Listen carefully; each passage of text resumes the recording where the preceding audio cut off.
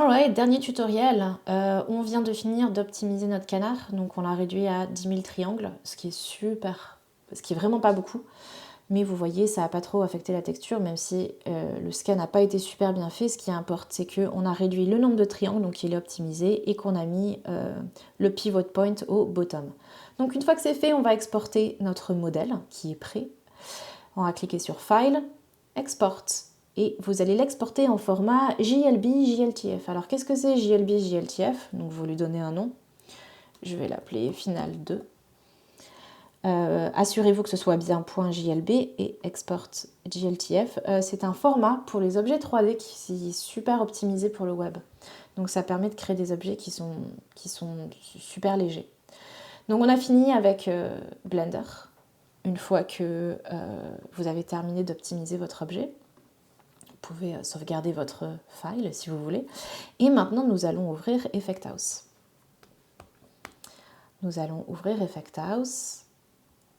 Hop, je vais vous ouvrir la fenêtre ici. Allez, on crée un nouveau projet.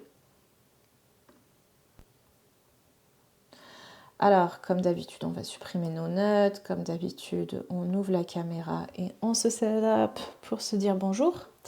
La première chose que je vais faire, c'est importer mon objet JLTF. Canard final JLB, pardon, un format JLB. Là, il y a la fenêtre qui va s'ouvrir vous demandant de cocher des options. Donc, ne touchez à rien, cliquez juste sur Import. Et vous allez avoir plein de choses qui vont s'ajouter dans votre asset, à savoir l'objet en 3D, mais aussi les matériels et textures qui sont rattachés à ce modèle 3D. Donc, imaginons ce que je veux, c'est avoir le canard sur ma tête, puis qui bouge avec ma tête comme ça. Bah, ce que je vais faire, c'est que je vais ajouter un air tracker, par exemple. Voilà. Et je vais prendre le modèle 3D de mon canard final et je vais l'ajouter à ma tête. Et je pense que... Ah oui, c'est à cause du collider qu'il n'aime pas. Alors attendez, je pense pas que c'était la meilleure option. Ce que je vais faire, c'est que je vais juste ajouter le canard pour commencer. Hop, j'ajoute le canard et automatiquement, qu'est-ce que je vois? Mon canard, c'est bien importé de la réalité, de la physique, donc le monde physique, mon canard physique, jusqu'à mon fichier dans la réalité augmentée. Alors là, on peut voir que la texture, elle était vraiment pas top. Je pense vraiment que 30 images, c'est pas beaucoup. Idéalement, ce que vous voulez, ça serait d'avoir quelque chose comme peut-être 60 images, 90 images pour un objet, de manière à ce que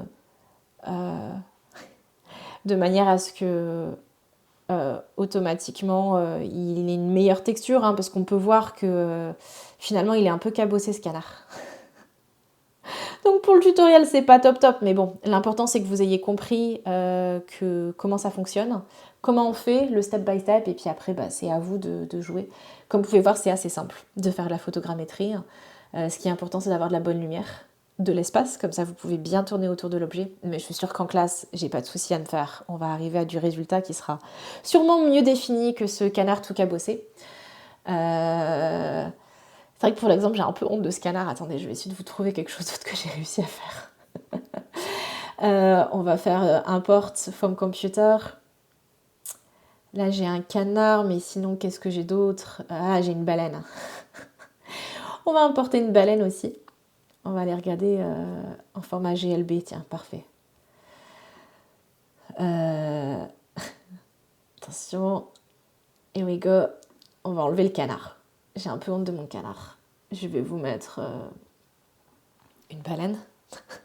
Ah, ça c'est mieux déjà. C'était mieux scanné quand j'étais un peu plus patiente. C'est vrai que quand on fait un tutoriel, c'est toujours moins facile. Mais bon, voilà, tout ce que je vous dis, c'est qu'on peut arriver à des résultats qui sont vraiment très chouettes et qui font en sorte qu'on peut incorporer de la photogrammétrie dans ces filtres de réalité augmentée. J'espère que le tutoriel vous a plu, que vous avez appris et surtout que vous allez scanner de superbes objets. Voilà.